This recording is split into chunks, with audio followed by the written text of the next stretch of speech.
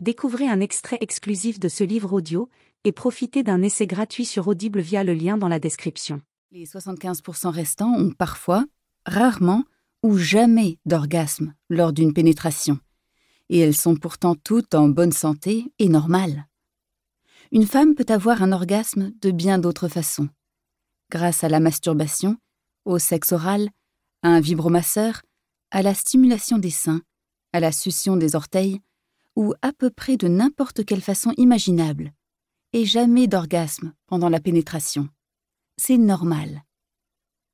On pensait aussi que, puisque les organes génitaux des hommes reflètent généralement ce qui se passe dans leur esprit, si un pénis est en érection, la personne qui y est attachée est excitée.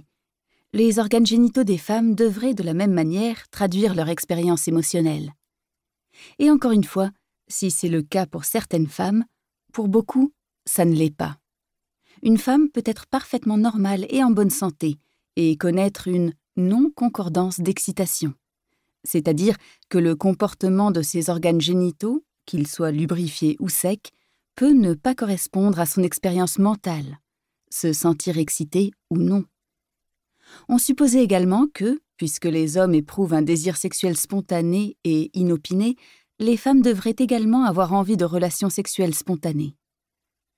Là encore, c'est parfois vrai, mais pas toujours.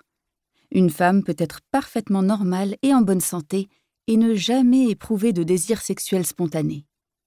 Elle peut au contraire éprouver un désir réactif, qui n'émerge que dans un contexte hautement érotique. En réalité, les femmes et les hommes sont différents. Mais attendez un peu. Les femmes et les hommes connaissent tous deux l'orgasme, le désir et l'excitation. Et les hommes peuvent eux aussi connaître le désir réactif, la non-concordance de l'excitation et l'absence d'orgasme avec la pénétration. Les femmes et les hommes peuvent tous deux tomber amoureux, fantasmer, se masturber, être intrigués par le sexe ou éprouver un plaisir extatique. Ils peuvent tous deux exsuder des fluides, emprunter les chemins interdits de l'imagination sexuelle, croiser toutes les manifestations inattendues et surprenantes de la sexualité dans tous les domaines de la vie. Et se confronter, parfois aussi, au refus inattendu et surprenant de la sexualité à se manifester, poliment ou non. Donc, les femmes et les hommes sont-ils vraiment si différents ? Le problème ici, c'est qu'on nous a appris à penser au sexe en termes de comportement, plutôt qu'en matière de processus biologiques, psychologiques et sociaux sous-tendant le comportement.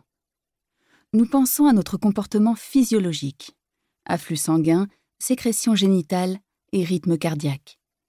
Nous pensons à notre comportement social, ce que nous faisons au lit, avec qui nous le faisons et à quelle fréquence. De nombreux livres sur le sexe mettent l'accent sur ces questions. Ils expliquent combien de fois par semaine le couple moyen a des rapports sexuels ou donnent des instructions pour avoir un orgasme, et ils peuvent tout à fait être utiles.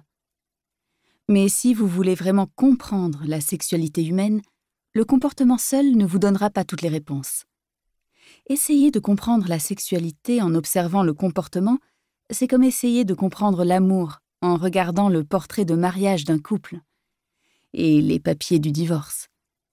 Pouvoir décrire ce qui s'est passé. 2 personnes se sont mariées, puis ont divorcé, ne nous aide pas vraiment à comprendre. Ce que nous voulons savoir, c'est pourquoi et comment ça s'est passé. Ce couple a-t-il arrêté de s'aimer après leur mariage, et est-ce pour cette raison qu'ils ont divorcé ? Ou bien n'ont-ils jamais été amoureux, mais forcés de se marier, et le divorce les a libérés ? En l'absence de preuves tangibles, nous ne pouvons faire que des hypothèses.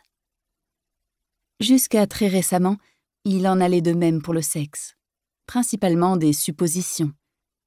Mais nous sommes à un tournant crucial dans la science du sexe, car, après des décennies de recherches décrivant les mécanismes de la réponse sexuelle humaine, nous comprenons enfin le pourquoi et le comment, le processus sous-tendant le comportement. Au cours de la dernière décennie du XXe siècle, les chercheurs de l'Institut Kinsey pour la recherche sur le sexe, le genre et la reproduction, Eric Johnson et John Bancroft, ont développé un modèle de réponse sexuelle humaine qui présente un principe d'organisation pour comprendre la véritable histoire du sexe. Selon leur modèle à double contrôle, le mécanisme de réponse sexuelle dans notre cerveau est composé de deux... Livre audio complet gratuit disponible en description de cette vidéo.